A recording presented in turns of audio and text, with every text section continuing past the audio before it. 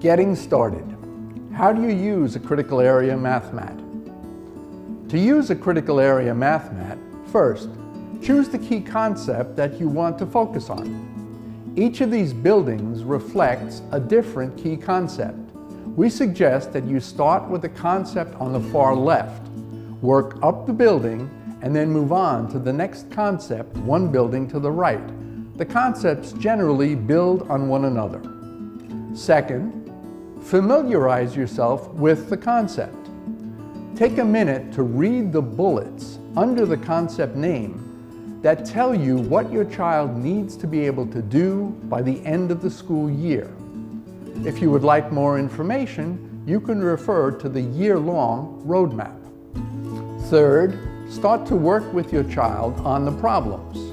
Our 6-step problem-solving process provides an effective way to approach word problems, which represent the majority of problems that children will encounter. The first step is to have your child read the problem a couple of times.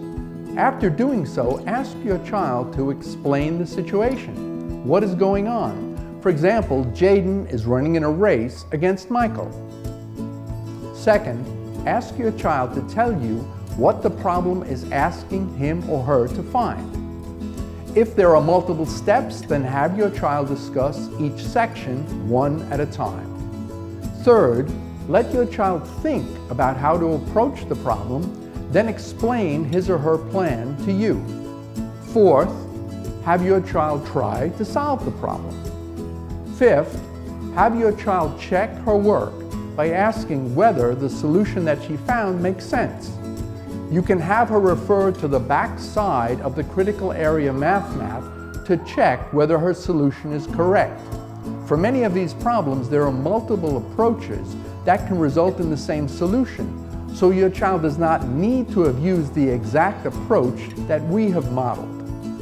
Sixth, reflecting on their thinking and strategies is a valuable habit of mind for children to develop. Even if your child has not yet found the correct solution, ask him to explain his solution as he goes along. Continue going through the problems in the Mathemat concept by concept to see whether your child has mastered the material and where she still may need additional practice and support.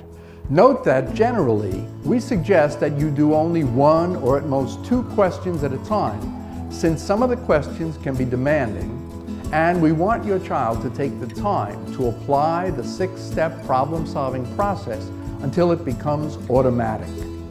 Finally, as you go through the problems, if your child is struggling, what can you do?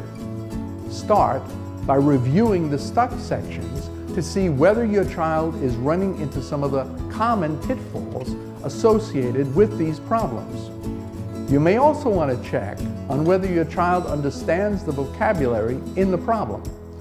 You can use the year-long roadmap to find key definitions. If that doesn't help, refer to your child's textbook or look online using the Common Core State Standard number associated with that problem to find more resources.